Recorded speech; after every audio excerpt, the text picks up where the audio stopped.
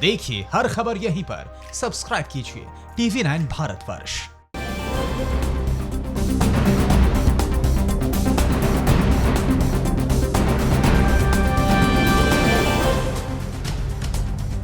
समुद्र में ड्रैगन को घेरने का भारतीय प्लान क्या है? अमेरिकी एक्शन से कैसे तिलमिलाया चीन? हार्दिक पटेल को कांग्रेस ने दी कौन सी नई जिम्मेदारी? और देश में कोरोना संक्रमण ने तोड़ा कौन सा रिकॉर्ड? देश की सभी बड़ी खबरों के लिए देखिए टॉप 9 राशि।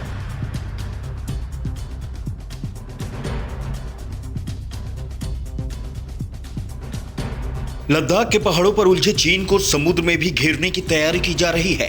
भारत ने इस साल के अंत में होने वाले मालाबार नौसेना अभ्यास में शामिल होने के लिए ऑस्ट्रेलिया को आमंत्रित करने की योजना बनाई है।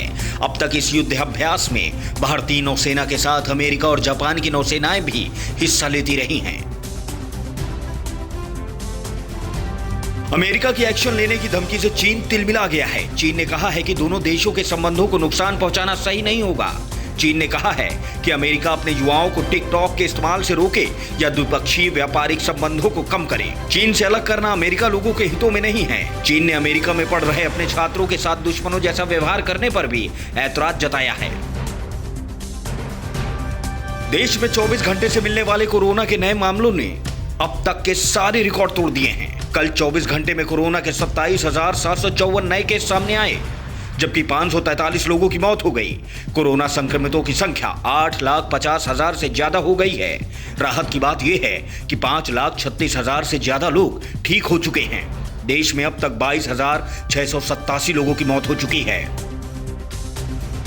प्रधानमंत्री नरेंद्र मोदी ने दिल्ली में कोरोना वायरस के हालात से निपटने में केंद्र, राज्य और स्थानीय अधिकारियों के प्रयासों की सराहना करते हुए निर्देश दिए हैं कि पूरे राष्ट्रीय राजधानी क्षेत्र में महामारी को काबू करने के लिए इसी तरह के तरीके अपनाए जाएं।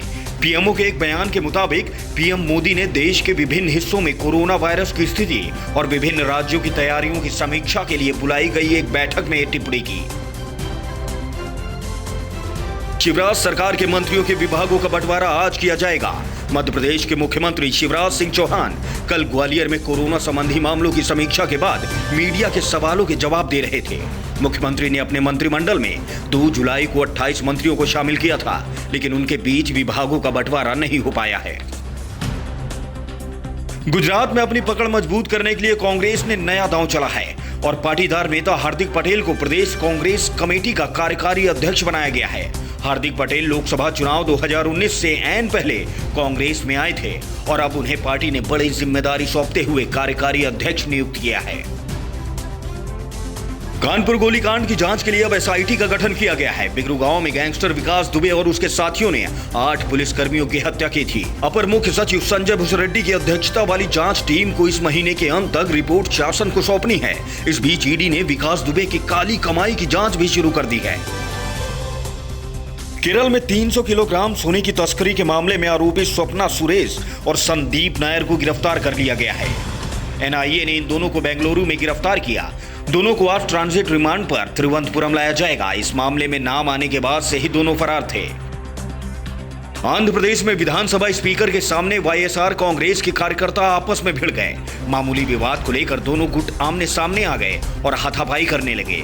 दरअसल श्रीकाकुलम में विधानसभा स्पीकर तिमनमणि सीताराम किसान सहायता केंद्र का उद्घाटन करने आए थे। इसी दौरान वाईएसआर कांग्रेस पार्टी के कार्यकर्ता आमने सामने आ गए।